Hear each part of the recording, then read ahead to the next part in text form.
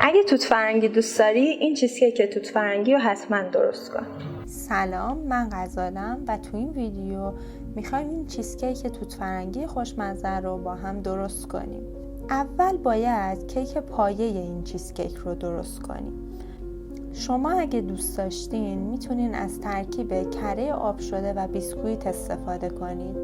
برای درست کردن کیک پایه نیاز داریم به 3 عدد تخم مرغ، 150 گرم شکر، 145 گرم آرد، 38 میلی لیتر آب، 1/2 قاشق چایخوری وانیل، 3/4 قاشق چایخوری بیکینگ پودر و 38 میلی لیتر روغن مایع. تخم مرغ‌های به دمای محیط رسیده رو با شکر و وانیل خوب ترکیب می‌کنیم.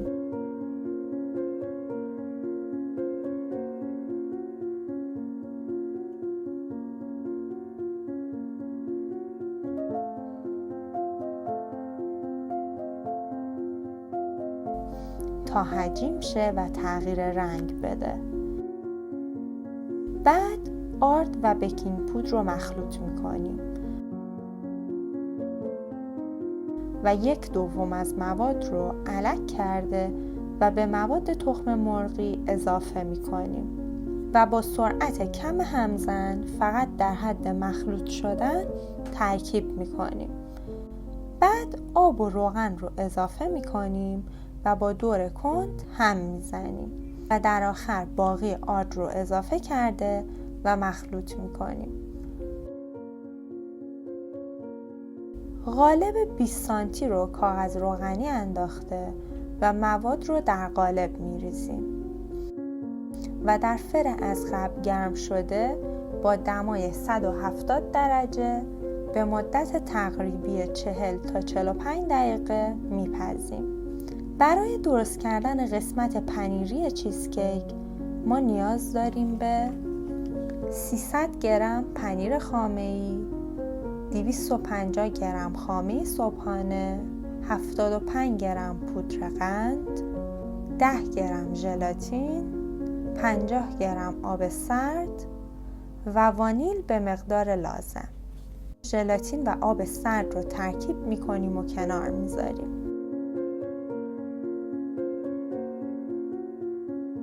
بعد پنیر ماسکارپونه، پودر قند و وانیل رو با همزن میزنیم.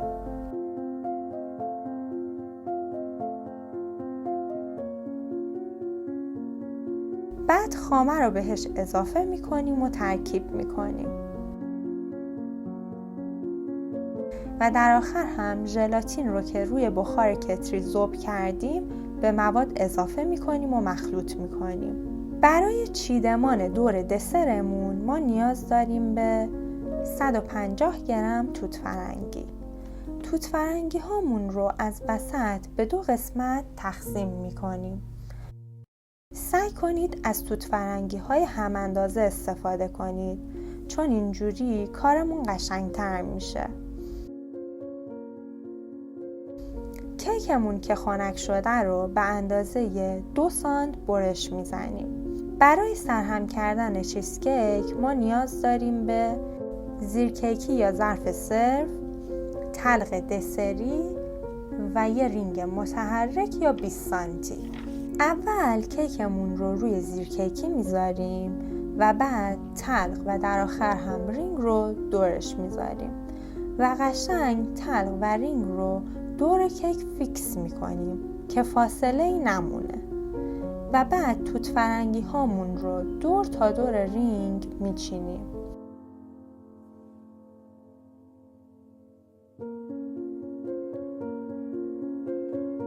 و در آخر مایه پنیریمون رو داخل رینگ میریزیم و روش رو صاف میکنیم و فعلا داخل یخچال میذاریم. برای تاپینگ چیزکیکمون ما نیاز داریم به 300 گرم توت فرنگی، 37 گرم شکر، 100 گرم آب، 10 گرم ژلاتین و 50 گرم آب سرد. تو این مرحله هم ابتدا آب و ژلاتین رو مخلوط و کنار میذاریم. بعد توت فرنگی ها آب و شکر رو روی حرارت میذاریم تا زمانی که بجوشه.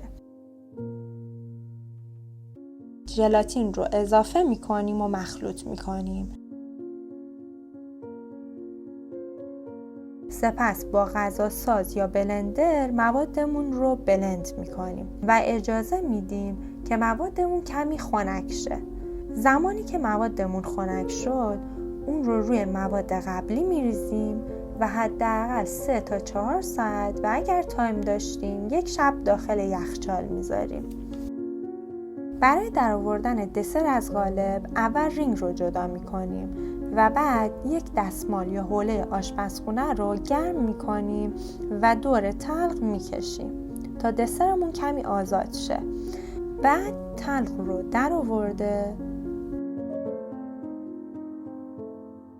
و به شکل دلخواه چیزکیکمون رو تزیین میکنیم. من اینجا از توت فرنگی و گل‌های فوندانتی استفاده کردم. برای تازه موندن توت فرنگی های روی چیزکیک هم از کمی بریلو استفاده کردم. امیدوارم این چیزکیک خوشمزه رو درست کنید و نوش جان کنید.